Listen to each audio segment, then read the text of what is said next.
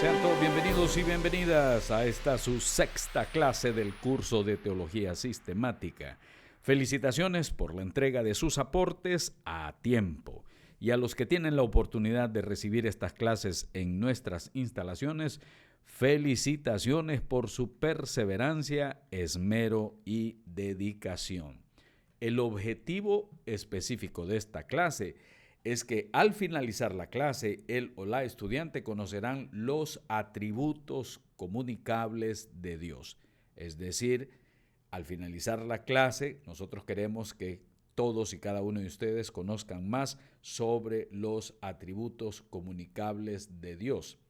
Recordando que el tema principal son los atributos de Dios y los tenemos divididos en tres partes. Esta es la segunda parte.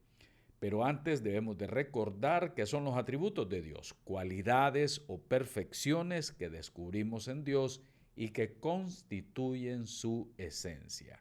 Ustedes lo escribieron en la clase pasada, simplemente lo estamos recordando. Los atributos de Dios son cualidades o perfecciones que descubrimos en Dios y que constituyen su esencia. También mencionamos en la clase anterior que estos atributos los clasificamos en atributos comunicables y los incomunicables. Ya vimos en las clases anteriores los incomunicables, hoy haremos énfasis en los atributos comunicables.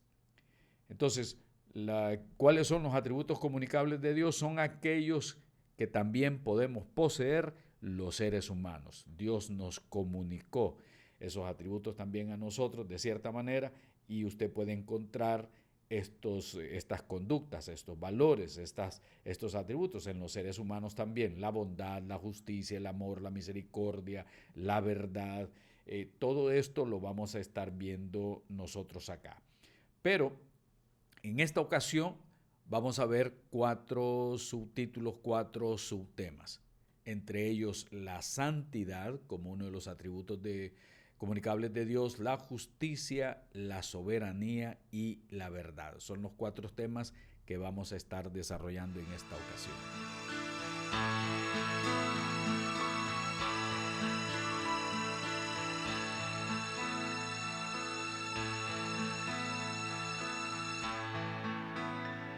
El primero de ellos tiene que ver con la santidad. Y definimos esa santidad como aquella perfección divina en virtud de la cual Dios eternalmente quiere y mantiene su excelencia moral, aborreciendo el pecado y exigiendo pureza a sus criaturas morales. Lo que podríamos llamar aquí también la santidad moral de Dios. Y si usted lo quiere escribir de esa manera, lo puede hacer, tomar nota. La santidad moral de Dios se puede definir así como está ahí en pantalla. Aquella perfección divina en virtud de la cual Dios eternalmente quiere y mantiene su excelencia moral, aborreciendo el pecado y exigiendo pureza a sus criaturas. La santidad de Dios en el sentido ético significa sencillamente que Dios está separado de todo pecado y de todo mal. Dios no puede tener comunión con el pecado y usted puede encontrar más ahí en Job capítulo 34, versículo 10 y en Habacuc 1:13. La palabra hebrea para santo es kadosh, que viene de la palabra kad, que significa cortar o separar. La misma idea está detrás de la palabra griega agios, que significa también en sentido lingüístico como algo que se ha desprendido, que se puede desprender. Es decir, el significado de esta palabra no es en primer lugar una virtud moral o una cualidad simplemente religiosa. Es alguien que está separado, alguien que está desprendido de. Así es que en este caso, kadosh también expresa esa idea, cortar o separado. En Isaías 57:15, en la Biblia textual dice: porque así dice el alto y excelso, morador eterno, cuyo nombre es santo, Yo habito en la altura sagrada, pero estoy con los de espíritu humilde y quebrantado, para reanimar al de espíritu humilde y vivificar el corazón quebrantado. La palabra santo también la expresamos en el sentido de pureza. Pero la santidad, como decíamos en el sentido ético, no es simplemente separación, sino haciendo énfasis en excelencia o perfección moral. Como dice en pantalla, pureza absoluta. La reacción común del ser humano ante él se refleja en Isaías capítulo 6, versículo 5, que dice: entonces dije, ay de mí, muerto soy, yo hombre de labios inmundos, que habito en medio de un pueblo de labios inmundos, he visto con mis ojos al Rey Yahweh Sebaot. Entonces, la santidad también se entiende como una excelencia o perfección moral de parte de Dios, una pureza absoluta. La santidad de Dios se revela también en la ley dada a Israel. La ley tenía la gran tarea, entre otras, de fomentar en el pueblo de Israel una conciencia de la santidad de Dios. ¿Se recuerdan ustedes que estamos hablando de separado, de estar cortado? Bueno, la palabra santo es aplicada también a su tierra, una tierra que ha sido separada, una tierra que es santa. A una parte de su tabernáculo también se le llama santo porque está separado para el servicio de. A los sacerdotes se le llaman santos porque están separados para el servicio del Señor. Y a ciertos utensilios también se les llamaba santos. Esta es la idea que tenemos de todas estas cosas que están al servicio de Dios. Significa que están separadas para su uso, para su servicio. El llamado de Dios para su pueblo es a tener la condición de ser santos, de vivir en santidad y reflejar así ser testimonio a los demás pueblos, Kadosh significa pues cortar, pero en este caso sería cortar con el mal, separarse de toda especie de maldad. Y por eso vemos nosotros ahí en Levítico 19:2, que dice: habla a toda la asamblea de los hijos de Israel y diles: sed santos, porque yo, Yahweh, vuestro Dios, soy santo. Vamos a repasar un poquito estos conceptos.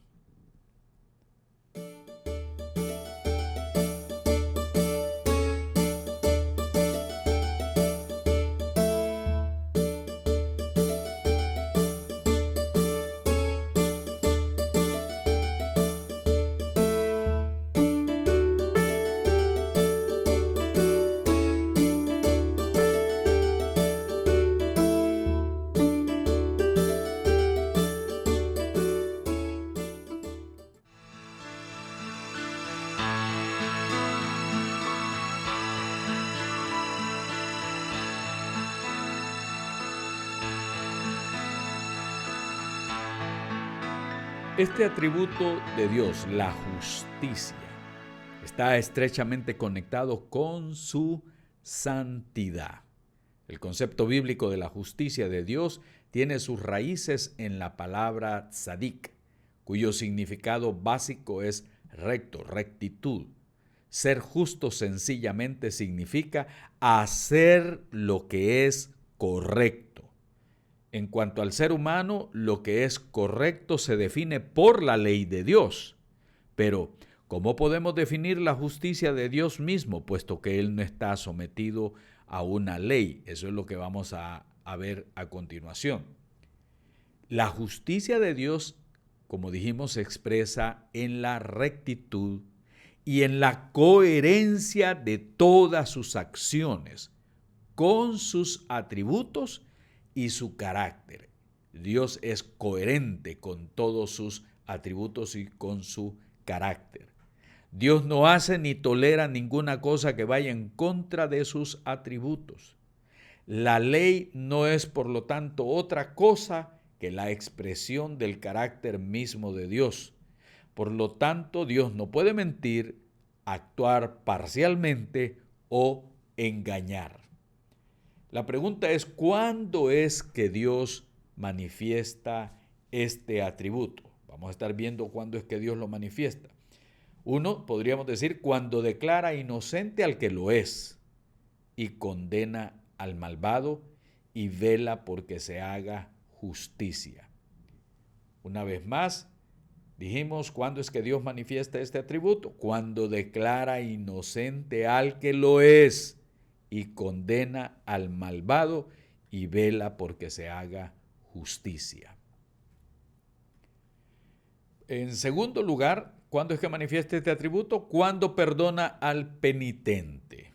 Eso lo vemos en 1 Juan 1:9, en Hebreos 6:10, que dice, si confesamos nuestros pecados, Él es fiel y justo para perdonar nuestros pecados y limpiarnos de toda maldad. Él perdona al penitente. Hebreos 6:10 dice, porque Dios no es injusto para olvidar vuestra obra y el amor que habéis mostrado hacia su nombre, habiendo servido y sirviendo a los santos. Ahí está el concepto también de ser justo de parte de Dios. Él perdona también al inocente. En el Salmo 9:4, en la Biblia textual dice, porque tú has mantenido mi causa y mi derecho, te has sentado en el trono como juez justo que eres. También, en tercer lugar, ¿cuándo es que Dios manifiesta su justicia? Cuando perdona, castiga y juzga a su pueblo. Ya lo vemos en Amós 3:2. A vosotros solamente he conocido de todas las familias de la tierra, por tanto os castigaré por todas vuestras maldades. No es un asunto que Dios iba a tolerar que Israel hiciera lo que ellos quisieran, sino que tenía que llamarlos a cuentas, y en sus actos de maldad, Él en su justicia, como no toleraba el pecado, venía lo que se llama también el castigo. En cuarto lugar, manifiesta su justicia cuando Él salva a su pueblo. La interposición de Dios en favor de su pueblo se denomina su justicia. Isaías 46:13 lo dice ahí. Haré que se acerque mi justicia, no se alejará, y mi salvación no se detendrá, y pondré salvación en Sión y mi gloria en Israel. Entonces vemos que Él libera a su pueblo de sus pecados y enemigos, y el resultado es justicia del corazón, como leemos en Isaías 60:21, en la versión Reina Valera. Y tu pueblo, todos ellos, serán justos para siempre, heredarán la tierra, renuevo de mi plantío, obra de mis manos, para glorificarme. Entonces el proyecto de Dios es un proyecto salvífico para su pueblo, y de esa manera también Él está manifestando así su justicia.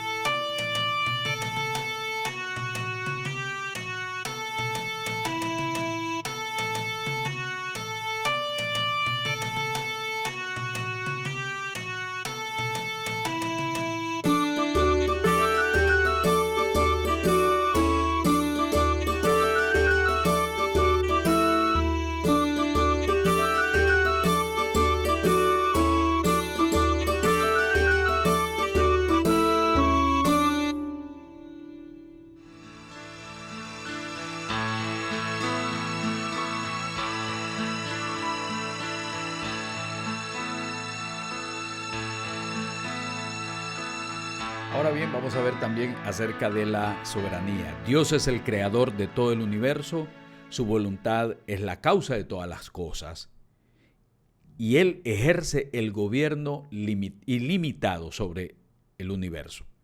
Él ejerce el gobierno ilimitado sobre el universo. Por ser Él el creador del mundo, todo el universo le pertenece a Él. Él tiene la autoridad absoluta sobre los ángeles, incluyendo ahí los ángeles caídos y los seres humanos. Él mantiene todas las cosas con su poder ilimitado y determina los fines y el propósito de todas las cosas. Él gobierna como Rey del universo.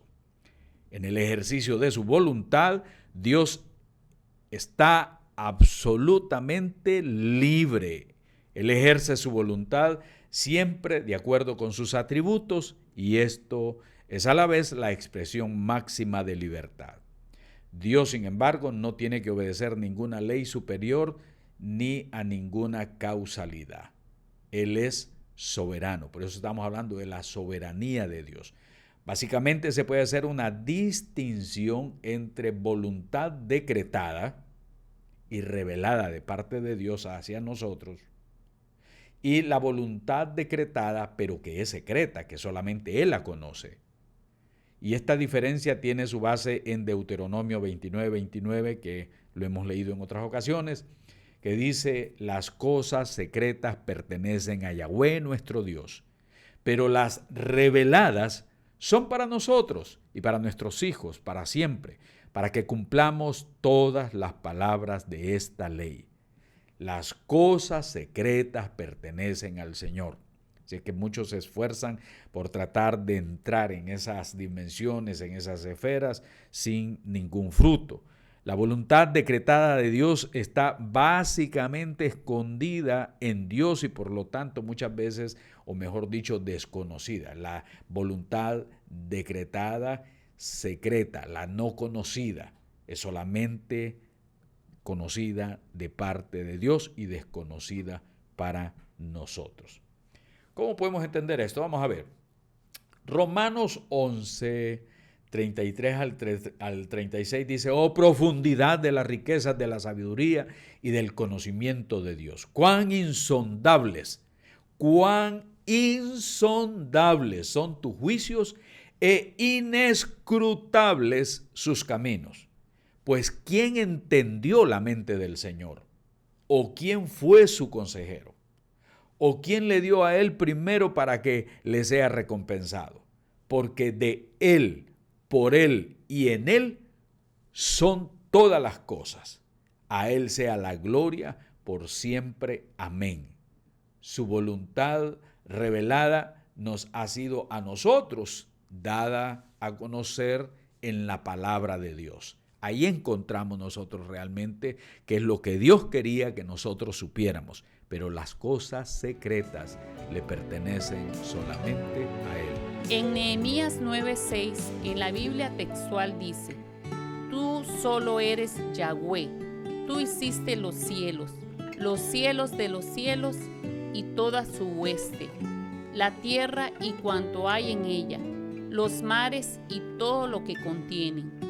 Tú das vida a todo ello, y las huestes de los cielos se postran ante ti. En Apocalipsis 19:6 dice: y oí como la voz de una gran multitud, como el estruendo de muchas aguas y como la voz de grandes truenos que decía: aleluya, porque el Señor nuestro Dios Todopoderoso reina. Un pasaje que revela de una manera maravillosa la soberanía de parte de Dios. Porque Dios Todopoderoso reina. Él es el Dios soberano. Hay algo interesante dentro de los atributos de Dios, como es la santidad, como es su soberanía, como es la verdad y todos estos, que son comunicables al ser humano. Y podemos encontrar que el ser humano tiene el llamado a ser santo, pero también tiene el llamado a reconocer la soberanía de Dios. Porque muchas personas dicen, como dice la palabra de Dios, ustedes dicen que son mis discípulos, pero no hacen lo que yo les digo. Entonces, pero nos gusta cantar, tú reinas para siempre, tú reinas por la eternidad, tú eres Dios todopoderoso. Y hay una cantidad de cantos que dentro del cristianismo entonamos, donde le decimos a Él que Él es el que reina, pero nuestro corazón no se deja reinar. Entonces, ¿qué es lo que se cumple? Se cumple aquello que dice: este pueblo de labios me honra, pero su corazón está lejos de mí. Así que es algo para que reflexionemos acerca de estos atributos, especialmente la soberanía. Si Dios es mi rey. Repasemos un poco.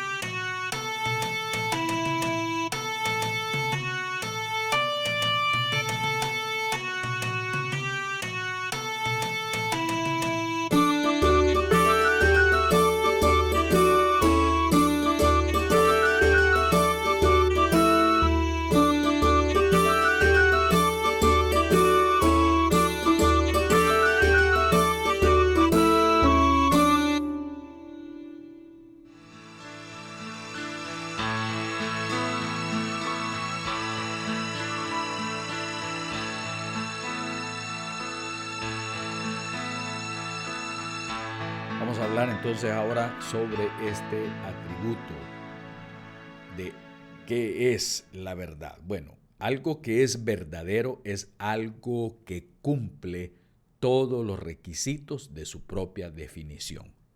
Esta es la definición de esto, entonces vemos si realmente cumple todos los requisitos.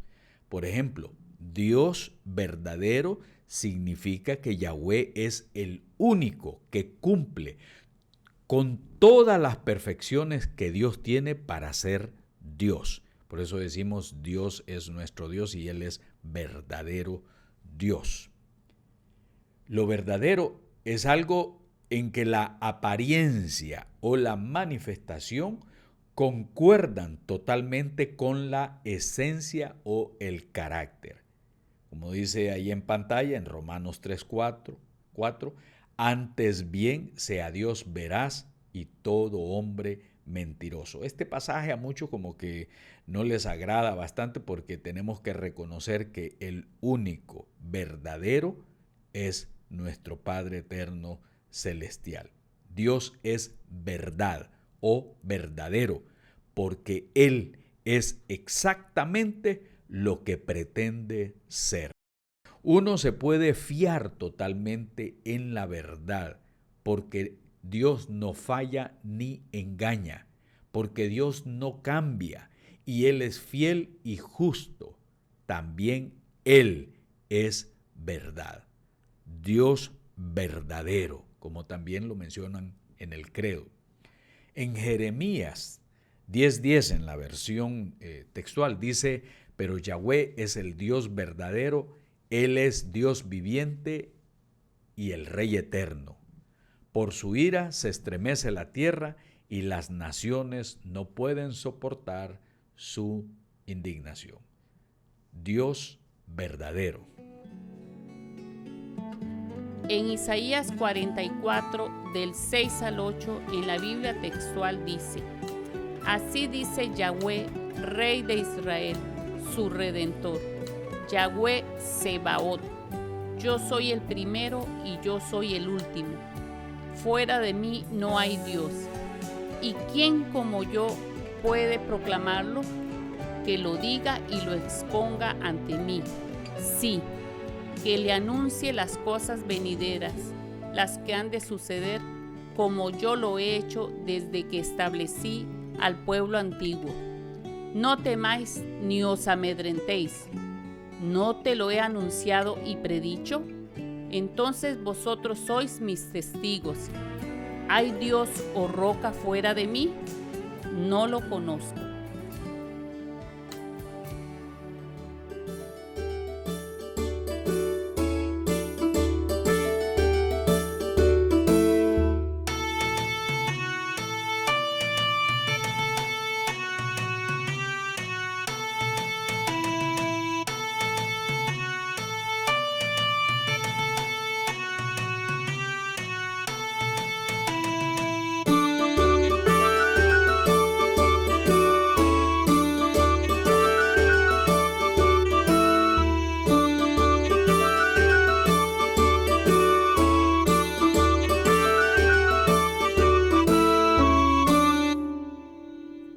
visto así los 4 conceptos que dijimos desde el principio. Hemos hablado sobre la santidad, hemos hablado sobre la justicia como atributos de Dios, la soberanía y la verdad. Y en esta ocasión vamos entonces a desarrollar los aportes.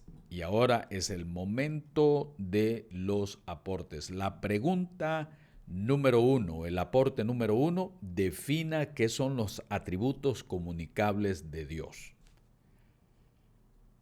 Aporte número 2, ¿cómo definimos en este estudio la santidad de Dios? Aporte número 3, diga por qué Dios llama a su pueblo a ser santo. Aporte número 4, defina la justicia como atributo de Dios. Aporte número 5, de algunos ejemplos, según el estudio, de esos momentos en que Dios manifiesta su justicia. Aporte número 6, defina la soberanía de Dios como uno de sus atributos comunicables. Y aporte número 7, diga por qué es importante aprender más sobre estos temas.